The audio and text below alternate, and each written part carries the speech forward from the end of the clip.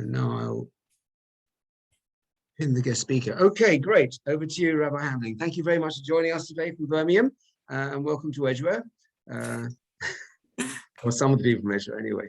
Yes. Anyway, no, thank you so much for having me, first of all. I can't say, you said welcome to Edgware. For me, it's a welcome back to Edgware. Actually, when my wife and I were first married, we lived in Edgware for a few years, so it's nice to be virtually back. So I thought this morning we would speak a little bit about Yom HaShoah. Yom HaShoah, which is tomorrow night, which is the annual commemoration of the atrocities of the Holocaust. And perhaps we're so used to Yom HaShoah being part of the Jewish calendar that we've forgotten how controversial it actually was when the idea was first mooted in Israel. So the idea, for example, of having a new day of mourning, and we already have Asara B'Teves, we have Tisha B'Av, we have so many days of mourning. Do we really need another day to talk about the Holocaust? It was controversial because of the placement in the month of Nisan, right? The month of Nisan, which is associated with freedom and redemption and Pesach. Is it really appropriate to have a sad event in Nisan? Even the fact that the reason it was placed in Nisan in the first place was an attempt to link it to the Warsaw Ghetto uprising. And it was this idea certainly coming from Israel that we shouldn't just be commemorating Jews as victims, but this new type of Jew who's willing to stand up and to fight back. So that was very controversial. Just to be clear, no one thinks it's not worth commemorating the Holocaust. The question was always, do we do it on Tisha B'Av, or should we have an independent day? So it seems to have become accepted that we should have a special day of Yom HaShoah. And one of the defining features, if you've ever been in Israel over Yom HaShoah, is that moment where the siren blasts for 2 minutes, and wherever anyone is, everyone gets out of their cars and stands on the road, and there's 2 minutes of silence. And it's amazing because almost nowhere in Judaism do we find silence as a value. Often when we're responding to tragedy, the question is always, what do we do? Should we learn Torah? Should we do more mitzvah? Should we build something? It's very rarely silence. Now there's a famous comment said in the name of different people. I've seen it said in the name of Rosh Soloveitchik or Rav Shimshon Raphael Hirsch, that in Judaism we don't ask lama, why, we ask lama, for what? Meaning whenever anything happens, the reaction should be, what do we do now?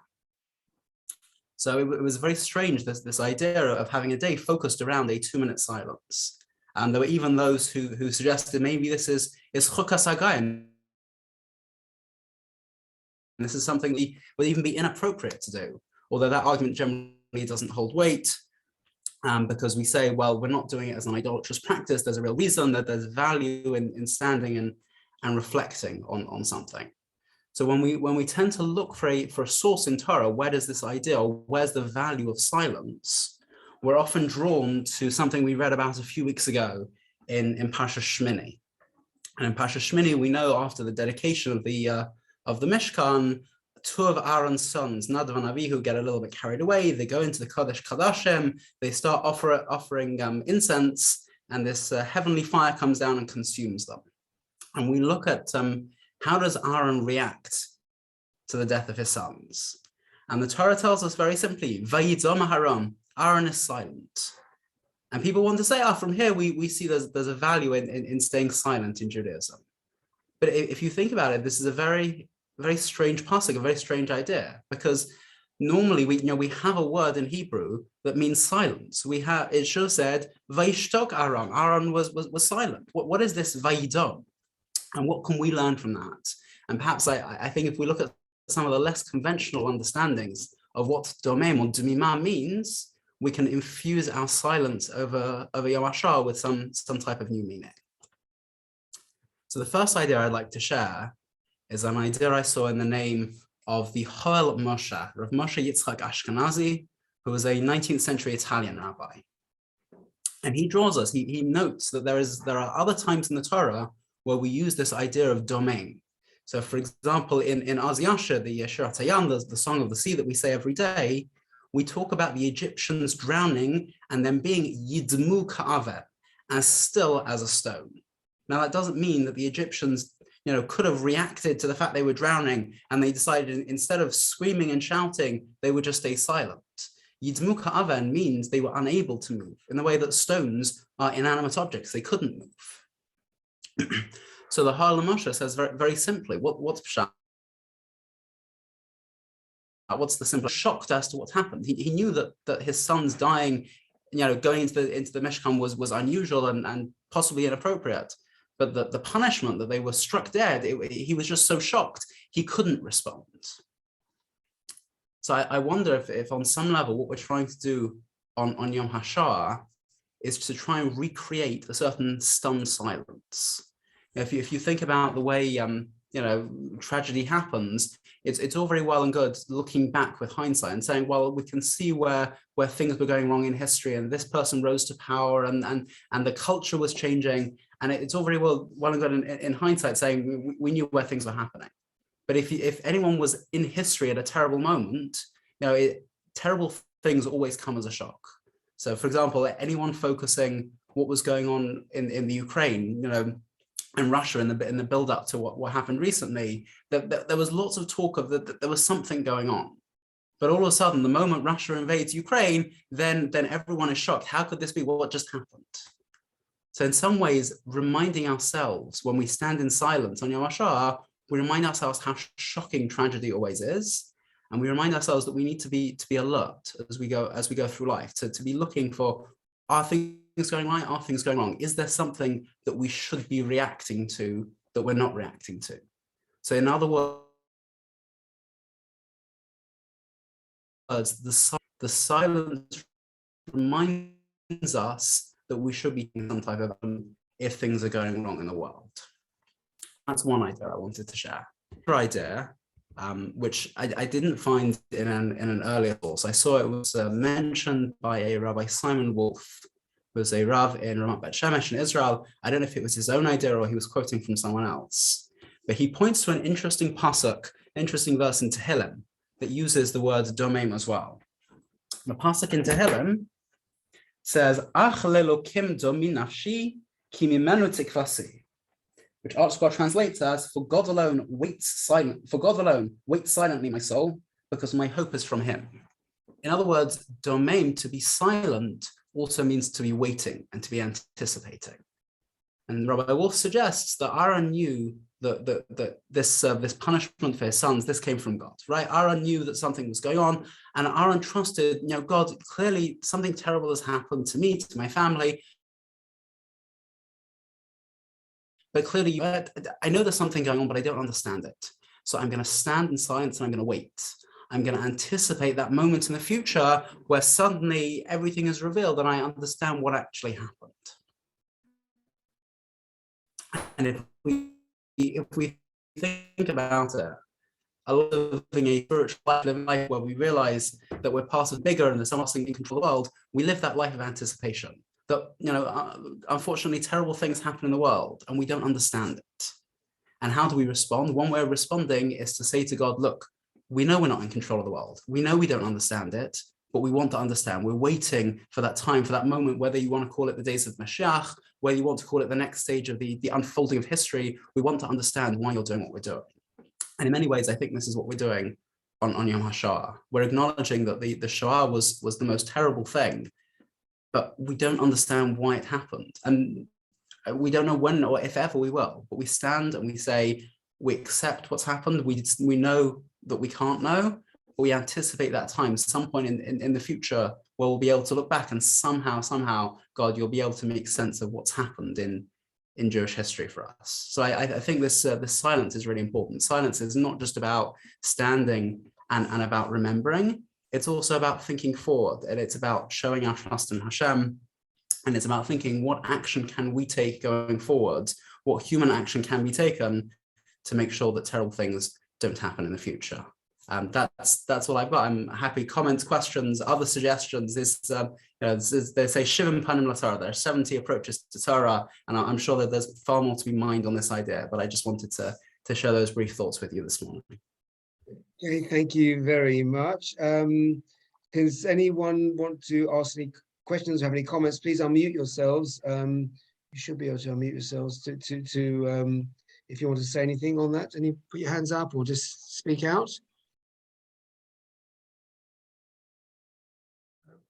Anyone got any comments, sir?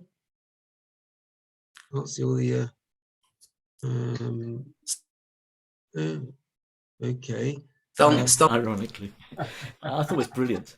Actually, Yeah. thank you very much for the clarity and the perspectives on standing in silence in anticipation of some kind of explanation of why bad things happen, and also the notion of being shocked and stunned as a response, and also to contemplate what we as individuals must do going forward, because I think that is a very, very valuable message to the memorial of the Holocaust, particularly because we don't have survivors. We don't have that first-hand witness explanation of what went on, and we have to think, well, what's the takeaway from this? What can we do as individuals going forward? What's the takeaway? What's our call to action going forward? And we say never again, but what does that actually mean if we don't actually chart a way forward out of that, the ashes of the Holocaust? Yeah, definitely. I would like to say hello to Rabbi Yossi. Hi, Chazan Levin. How are you? Rabbi Yossi, it's such a privilege and honor to hear you this morning and see what you've grown into.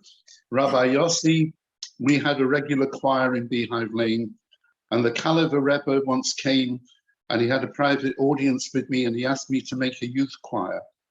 And Rabbi Yossi with his brothers were part of that youth choir. And I'm sure today, not only are you become such a wonderful rabbi and nachas to all your family, beautiful voice, and I'm sure you're not just the rabbi, but I'm positive you will daven beautifully. You had a beautiful voice, and your voice has developed, which I'm positive about, and you were a superb Baal Koreh. So you've got the lot, and it's such an honor and pleasure to see this nachas from a young boy to such a wonderful, fully fledged rabbi. So it's a great pleasure for me to tune in this morning and hear you. And please give my best wishes to your dear family. Pleasure. Hello. There was an article in the Jewish Chronicle about Jews being ostracized, and unfortunately sometimes we do bury our heads. I think a very good example is the speaker that we're having for the Shoah is Margaret Hodge, and she says that her parents tried to persuade her to be more observant. The rabbi did, but it was Jeremy Corbyn that made her realise that she was a Jew. And sometimes we need to reflect from the past and actually anticipate something. And I'd like to congratulate the rabbi. Amazing. It was absolutely amazing. So It meant we should actually think of what's happening around us. Silence is sometimes a good thing. A gashrei is nice. It makes us feel better at the time. But just to think, what's really happening? What are the dangers? Thank you very much, Rabbi. Thank you. Okay, thank you everyone for joining us today. Thank you again to Rabbi Yossi for joining us from Birmingham. Are you doing something special for Yom HaShoah in your shul? So when we don't have a shul event, we have a representative council and a cross communal. So yeah, should be very nice. Okay, thanks everyone. Have a good week. I hope you've all recovered from Pesach. Next week, just as a word of advance warning, we are attempting to go back to physical breakfasts again after Shacharis on a Tuesday. So that's what we're planning to do from next week. But we'll see how it goes. Everyone's still a bit cagey about COVID, etc. We'll see how it goes. And we're going to start next week. We're going to have it on Thursday rather than Tuesday, because Thursday is Yom Ha'atzmaut. So we'll have our sort of festive davening followed by a breakfast with a guest speaker next Thursday. And then going forward, we'll be on Tuesday's breakfast with a speaker. And what I will try and do as well is have a computer there to put it on Zoom so that those who can't get to shul or don't want to come to shul can listen to the speaker on Zoom. So details will be in the news sheet this week. Anyway, thank you again, Rabbi Yossi Hambling. Have a good week, everyone, and we'll see you all again. Thank you very much. Bye. Bye. I love